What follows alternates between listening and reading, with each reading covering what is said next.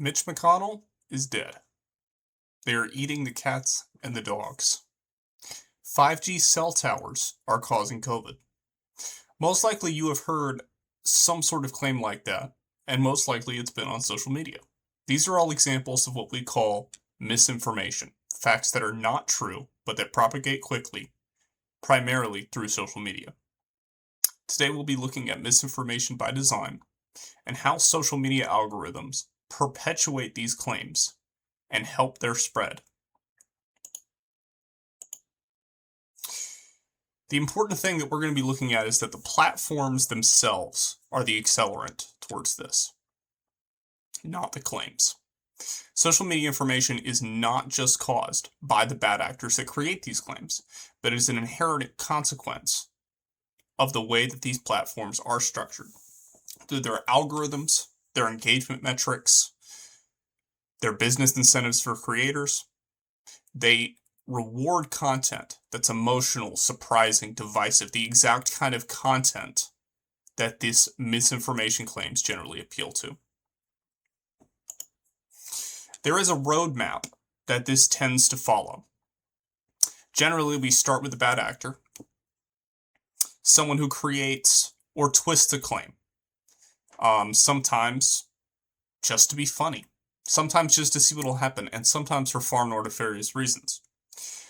These claims generally involve an emotional hook, preying on anger, fear, people's surprise, even attacking people's identities. The social media algorithms then provide engagement metrics like likes, comments, shares, watch time, the amount of times that users clicked on a post. And these are used to provide an algorithmic boost. And so essentially, the more time someone looks at it, the more feeds they get, the more feeds they show up on, and the more it'll be recommended to other people. This creates a cycle resulting in an incentive payoff, where the bad actor has achieved what they set out to do. They've either made money from the post, developed influence, or achieved some other goal. Why is this such an issue now? Why is this so easy for it to happen? Well, one of the primary reasons is because social media is now a news environment. Gone are the days of the 1970s, the 1980s, even the 90s, when there were generally unified news platforms like CNN, for example, where the majority of people got their news from, where they were all seeing the same stuff, the same information. Now, news is generally mixed with memes, ads, influencers, jokes, personal opinions from people that are not news reporters. These news outlets, you call them, these social media news outlets, are generally showed based on platform signals, not neutral important. And so people will see claims from accounts that they didn't even actively choose to subscribe to or follow, just because other people saw them. And so this gives platform design enormous power over what's visible and what's believable. Statistics show that 53% of US adults get their news from social media at least sometimes, and 21% regularly do. And 77% of these sampled news influencers have no current or past news affiliation. There are many mechanisms by which these social media algorithms reward this behavior and perpetuate it, aligning with that roadmap that we looked at earlier. The first main mechanism is that their algorithms reward attention before accuracy. So like we've mentioned before, generally feeds are not simple chronological lists, and the recommendation systems are built to predict what users will engage with the most. In the early days of the internet, you had primarily message boards before the rise of big social media companies like Facebook or MySpace. And in a message board, everything is ranked chronologically. You see what the most recent posts are, and you see them in that order. That's not the case anymore. Stuff may pop up on my feed that is months old before things that came out yesterday. It's all based on signals like likes, shares, comments, watch time, saves, replies, repeat viewing, and other data. The sheer amount of data is a little frightening and gets into the issues of societal data collection. A lot of times this data is sold to the social media companies by advertisers.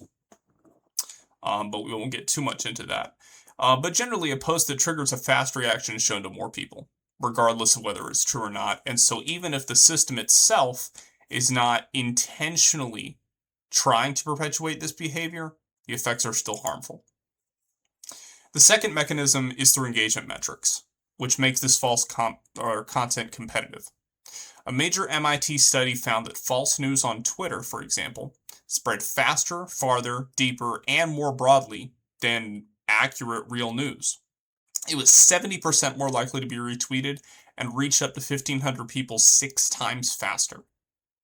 It's kind of like what we see in the diagram here.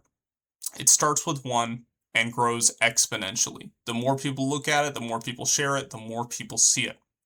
And these engagement metrics, the metrics by which these platforms judge whether or not to show this content to more people, are what perpetuate this. The third main mechanism is through creator and business incentives. If any of you have ever tried to create your own videos or run your own platforms, then you'll see that there is generally there's generally a creator page where you can look at these engagement metrics, and they'll give you, based on certain views, certain numbers of followers, whatnot, even how regularly you post, a certain amount of money, which is why you have people who make a full-time living just being YouTube creators or TikTok creators or, whatever the case may be. These creators compete for views, followers, watch time, and then these sensational claims, because of the engagement metrics rewarding them more, will pay them more. And so when they look at this feedback, they kind of learn what content that they're providing is going to give the best payoff for them. And this creates an incentive ladder where farther attention leads to farther reach, which leads to more followers, which leads to more influence, and ultimately gets them more money. But with all this in mind, we do still have to acknowledge that bad actors are very real. There are people that intentionally do this for whatever reason. And so you have this dichotomy here, where the bad actors are those that are providing the false claims, the misleading clips, the conspiracy framing, impersonating real people, often through the use of AI, and sometimes it's even multiple people through coordinated campaigns. But without distribution, this is a small problem that won't reach too many people. Back in the early days of the internet, this wouldn't have been very effective. But with these new platform structures, providing low-cost publishing, instant global reach, recommendation loops, attention rewards, share buttons, and all the other mechanisms we talked about, it becomes a real societal level problem. The consequences of this can be far-reaching and very extensive. They can be local crises where, rumors during emergencies can create more panic or harassment than are warranted. It gets into public health. This was very evident during COVID-19. You had people doing all sorts of insane stuff to try to cure the disease, to try to prevent it, other than guidance that was actually given by the CDC and other credible, organizations. You had people injecting bleach, people perpetuating the 5G cell tower claim that was, given at the outset of this discussion. And probably most negatively, it's influenced our politics. The claim of eating the cats and dogs was a big one that came up. And repeated false claims, they weaken confidence in elections. We're seeing that now. Journalism and even basic fact. You look at people on opposite sides of the political spectrum, and it's not even a difference of opinion anymore. It's a difference of what facts they actually agree upon. So what are some solutions of this? There is no easy answer. It is something that society has yet to truly understand how to deal with. The primary mechanism that most people seem to agree on, myself included, is through media literacy, which is teaching users fact-checking and other methods to verify these posts. And it is definitely something we need to do so that they understand what they are seeing and understand how to verify these claims. But we could try to address the structure as well. We could add friction before resharing questionable viral posts, label disputed claims, provide credible content, An example of this is a lot of platforms now, if something is AI generated, will label it as such, and that should be enforced. We could downrank repeated falsehood and coordinated manipulation. This has become harder since the majority of platforms got rid of the dislike button. And generally just increased transparency around why posts have been recommended to you.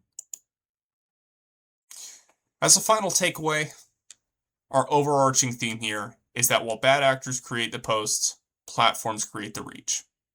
The core cause of widespread misinformation is not the content, the misleading content itself. It is not the bad actors itself, but the platform structure that turns the emotional reactions that they elicit into distribution, influence, profit, and widespread attention.